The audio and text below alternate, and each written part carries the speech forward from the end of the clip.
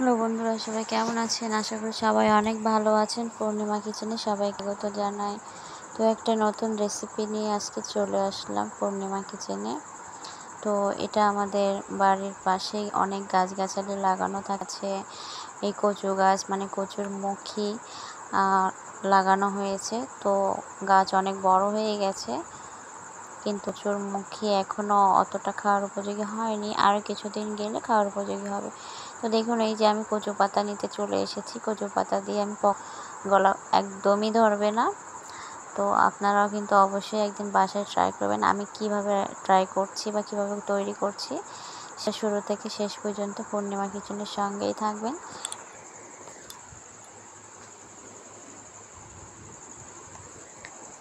দেখুন, আমি দুটো ছোট ছোট পাতা তুলে নিলাম।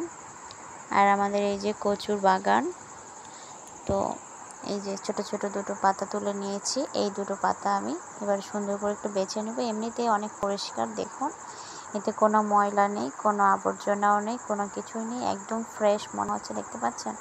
তো তারপরেও আমি এপাশ ওপাশ ভালো করে দেখে নেব, কারণ যেহেতু অনেক ময়লা থাকে সেজন্য তবুও আমাদেরকে ভালো করে পরিষ্কার করে নিতে হবে। পরিষ্কার করে নিয়ে তারপর আমি ধুয়ে কেটে নেব। তো এই ছোট ছোট দুটো কচুর পাতা দিয়েই কিন্তু আমি পকোড়া তৈরি করে নেব, ঝাল ঝাল পকোড়া তৈরি করে নেব বা ঝাল ঝাল বড়া। তো দেখুন, আমি ধুয়ে নিয়েছি, তারপর আমি কেটে নিয়েছি। এই যে দেখুন, একদম কুচিয়ে নিয়েছি। তো এরকমভাবে কুচিয়ে নিতে হবে, যতটা কোচানো যায় ততটাই কিন্তু ভালো হয় খেতে। তো আপনারা কি কখনো খেয়েছেন এরকম কচু পাতার পকোড়া, ঝাল ঝাল বা বড়া? এটা খেতে কিন্তু দারুণ, একটু অন্য বাট খেতে কিন্তু দারুণ, একদমই গলা ধরবে না। তবে অনেক কচু আছে যেগুলো গলা ধরে, তো সেগুলোর ক্ষেত্রে কিন্তু আপনারা লেবুর রস অ্যাড করতে পারেন, তাহলে আর গলা ধরবে না। তবে সব কচু কিন্তু গলা ধরে না। হ্যাঁ, তো আমি যে কচু পাতা নিয়েছি সেটা একদমই গলা ধরে না। তো এখানে আমার লেবুর রসও অ্যাড করার প্রয়োজন নেই। বাট আপনাদের যাদের যে কচু পাতা বা কচু গলা ধরে সেগুলো যদি রান্না করতে চান, তাহলে কিন্তু অবশ্যই একটু তেঁতুল বা একটু লেবুর রস অ্যাড করতে হবে, তাহলে দেখবেন আর গলা ধরবে না। তো দেখুন, আমি কুচিয়ে নিয়েছি। কুচিয়ে নেওয়ার পর আমি কিন্তু একদম কুচিয়ে নিয়েছি, ধুয়ে তারপর কুচিয়ে নিয়েছি। তারপর দেখুন, এর ভিতরে আমি পেঁয়াজ কুচি দিয়েছি, কাঁচা ঝাল কুচি দিয়েছি, রসুন কুচি দিয়েছি, সামান্য একটু চালের গুঁড়ো অ্যাড করেছি। আমি মেখে নেব বা মিক্সড করে নেব। তো এটা খুবই সহজ, একদমই সহজ। আমরা 5 মিনিটেই কিন্তু বাসায় তৈরি করে নিতে পারি, এক্সট্রা কোনো ঝামেলা নেই। খুব সহজেই এটা কিন্তু তৈরি করা হয়ে থাকে। তো একটু ভালো করে মেখে নিতে হবে, কারণ ভালো করে না মেখে নিলে খেতে ভালো লাগবে না। কোনোটাই লবণ যাবে, কোনোটাই লবণ যাবে না, এরকম হবে। সেই জন্য ভালো করে মেখে নিলাম। নিয়ে এবার ছোট ছোট করে আমি বড়া বা পকোড়া তেলের উপর দিয়ে দিচ্ছি। এবার আমি ভেজে নিচ্ছি। দেখুন, আমি ঠিক যেভাবে তৈরি করছি সেইভাবেই আপনারা তৈরি করবেন, একদমই গলা ধরবে না। যারা গলা ধরার ভয়ে কচুই খান না বা কচু পাতাই খান না, তারা কিন্তু এইভাবে অবশ্যই একদিন ট্রাই করবেন। আর যে কচু পাতায় বা কচুতে গলা ধরে সেগুলোতে লেবুর রস দিতে পারেন, তাহলে আর কোনো সমস্যা হবে না। তবে সব কচু কিন্তু গলা ধরে না। হ্যাঁ, সব কচু পাতা কিন্তু গলা ধরে না।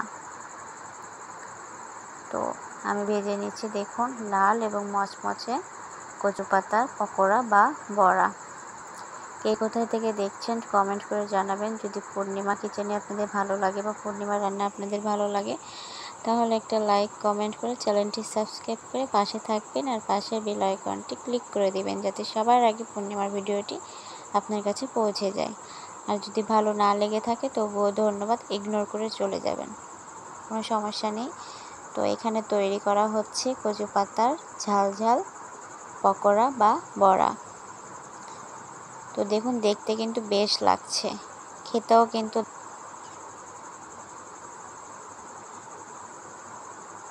আমাদের বাড়িতেই কচু গাছ লাগানো আছে, তো কচুর মুখী সেখান থেকে কচু গাছ হয়েছে। তো কচু পাতা আমি সেখান থেকে ছোট ছোট পাতা নিয়ে এসেছিলাম, সেটা আমি আপনাদেরকে দেখিয়েছি। তো মনে হলো যে সব কিছুরই তো পকোড়া হয় বা বড়া হয়, তো কচু পাতার কেন নয়।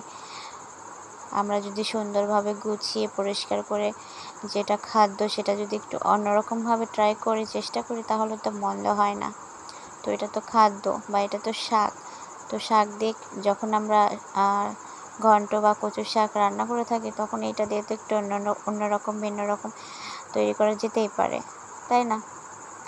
তো সেই জন্য একটু ভিন্নতা আনার জন্যই আমি ট্রাই করলাম। তো ফাইনালি আমার হয়ে গেছে। আর আমি এক এক করে নামিয়ে নিচ্ছি বা সার্ভ করে নিচ্ছি প্লেটে।